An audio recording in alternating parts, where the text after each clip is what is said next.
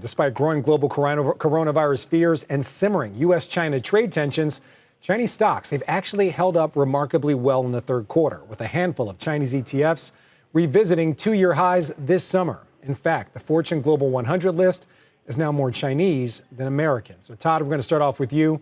Where do you actually see the opportunities here?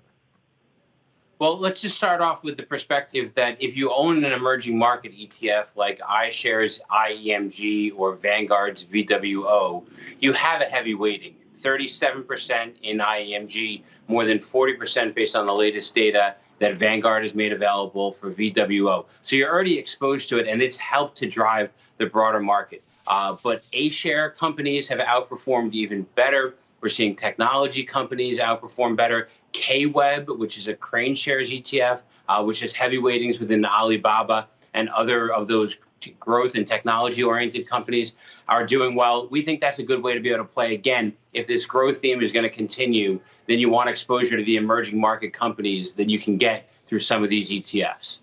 Luke, going over to you. Do you agree that there's opportunities in China, and where do you see those opportunities going long term? There's a huge opportunity with China, and I think it's universally acknowledged that China will become the biggest economy in the world, not if it will become the biggest economy in the world. And the thing that gets me every time is that investors are structurally underweight China because of historical access issues and liquidity issues. Most benchmarks don't include as much China as they should. So those A shares that Todd mentioned are generally underweight. So there is a big upside with China. I mean, China had its V-shaped recovery complete by Q2 this year. And it's the only country we think will be back on track to its 2019 levels by year end. Globally, we see 2022. And we've just increased our forecast this year from 1% GDP growth to 2%. Now, next year, 2021, we're expecting to be back at 8.5%. GDP growth for China. So we think the China story is incredible. So, Luke, I don't want to interrupt you, but I got to jump in here. Very interesting numbers and forecasts for China, but do those numbers actually factor in the risk of the election and possible trade tensions that may continue? They do. So there is some tension here. There is some risk with China. Some of that may be saber rattling. Some of it may be very real. But what has happened in China that is pretty fascinating is China has shifted to being a self-reliant economy. Over 50% of their GDP comes from consumption within China. So it becomes less reliant on the rest of the world. And that actually, I think, makes it more interesting long-term because correlations could remain very low for China.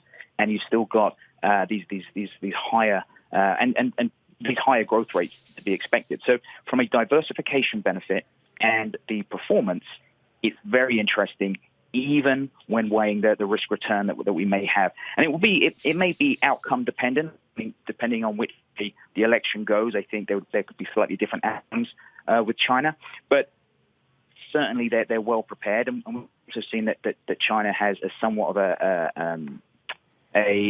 has the liquidity to continue to stimulate its economy. So I think I think we like China overall for the reasons I said. We also quite like the policy-driven stocks in China because that policy is very accommodative. So yes, it definitely factors that in. It is a risk, but we think there's still a strong upside for China and certainly long-term. All right, Steve, we're going to give you the last word and let you back clean up here. He was just talking about stimulating the economy in China, but we've seen the American consumer really stimulate this economy. Are you someone that's putting big bets on emerging markets?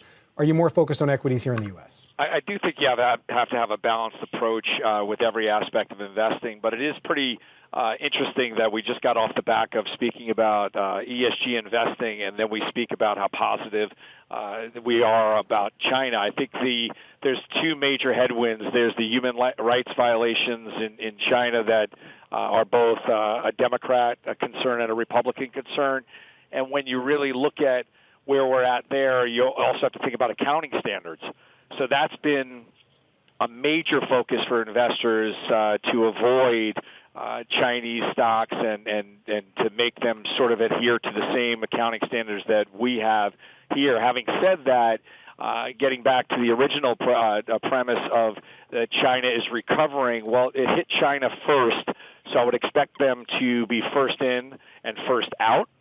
Having said that, you got to go to where the large cap tech names are, because if those are the ones that are sucking up all the oxygen in the room, then you stick with an Alibaba. But the truth is, if you're talking about a recovery in China, then you can't avoid starting to talk about the casinos and their Macau arms. So if you look at Wynn and Las Vegas Sands, Wynn is down 40% year to date. They derive $4.6 billion in revenue from Macau, and Las Vegas Sands is down 23% year to date, and they're at $8.8 billion in revenue from Macau. So the casinos could see a pretty big whip back, if you will, since they've been underperforming and since they were the hardest hit from the virus.